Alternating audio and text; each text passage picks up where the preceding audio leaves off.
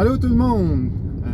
Ce matin, je fais une vidéo que ça me tente pas vraiment de faire, mais je crois important de rappeler aux gens not your key, not your crypto.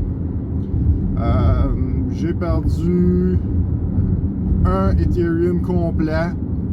Mon average cost de ce Ethereum-là, je l'ai acheté pendant la bull run. Donc, il est pas mal plus que le 1300$ qui est dessus. En fait, ce Ethereum-là m'a coûté environ 5000$. C'est plate, mais c'est de l'argent que j'avais mis en pensant que c'est de l'argent que je peux perdre, I guess. J'ai pas juste perdu ce Ethereum-là. J'ai perdu 4000 XRP avec un average cost de 1,5$ chaque. Qui fait que c'est beaucoup d'argent d'une shot à perdre. Pourquoi je l'ai perdu? C'est parce que je l'ai envoyé sur Celsius Network. Pas longtemps après que j'ai déposé mes fonds, ils ont tombé en difficulté financière, ils ont gelé les withdrawals. Je le voyais venir une fois que j'ai été déposé puis j'ai été locké, que c'était où ce qu'on s'en allait. Celsius, hier soir, j'ai eu courriel vers 9h qui disait qu'il fallait pour Chapter 11 de bankruptcy aux États-Unis. Le FBI était sur les talons de Alex Machinsky, qui est le fondateur de Celsius. Fondateur, excusez-moi. Il avait essayé de quitter les États-Unis pour s'en aller dans un paradis fiscal.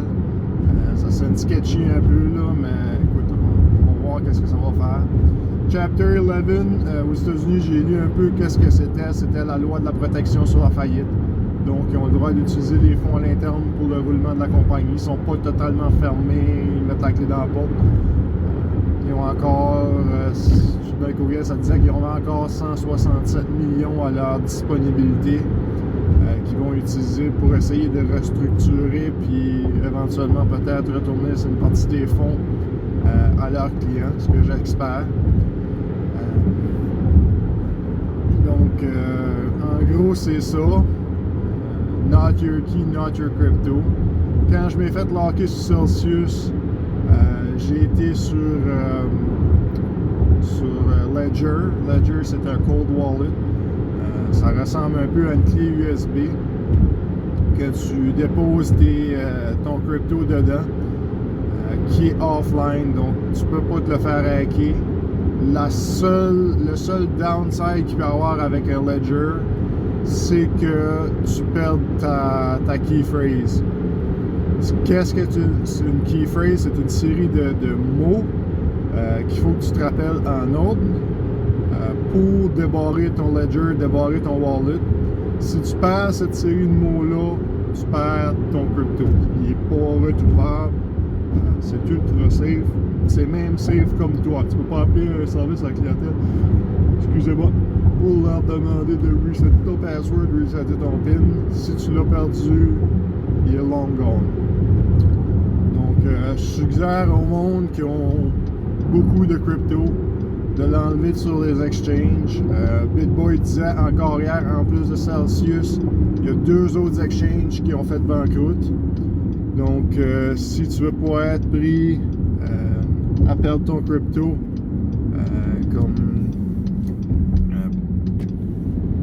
comme j'essaie de penser à lui, c'est pas Monero, mais il y en avait un en 2018 qui avait fait banqueroute.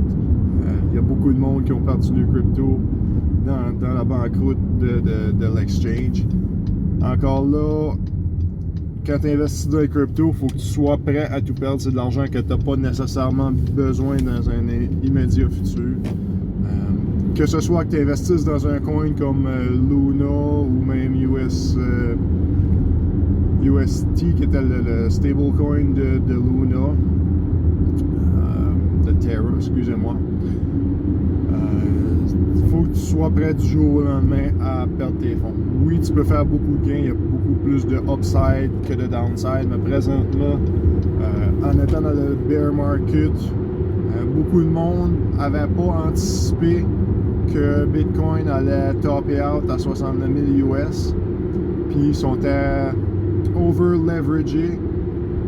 Ils ont des prêts, ils ont des collatérales, puis ils s'attendaient que Bitcoin allait franchir le 110 000 US, mais en réalité, il y a juste approximativement la moitié avant de tomber en bear market.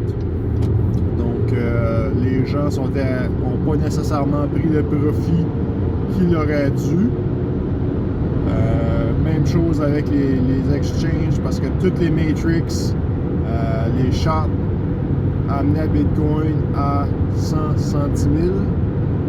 Le monde, incluant moi, j'ai pas pris de profit. Je continue à acheter de là mon coût aussi haut pour Ethereum puis XRP. Mais sur un autre note, je continue à dollar cost averager. Puis écoute, bump in the road, comme on peut dire. Puis je vous souhaite de ne pas avoir perdu autant que moi et ne pas avoir perdu beaucoup plus que moi, parce que dans le fond, un Ethereum, à un certain point, Ethereum valait moins que 300 $. Fait que ça peut arriver qu'il y avait beaucoup de monde qui avait plus qu'un Ethereum, qui avait des dizaines de mille de XRP. Donc, je suis pas le pire dans la gang. C'est juste plate que ça m'est arrivé parce que j'ai déposé mes fonds, puis 2 semaines après, pouf, it all went to S-word. Mais c'est ça la vie. Je continue à dollar cost averager dans les projets que je juge excellents. Puis si vous avez des questions, commentaires, subscribez puis envoyez-moi un message sur les plateformes sociaux. Je vous souhaite une bonne journée.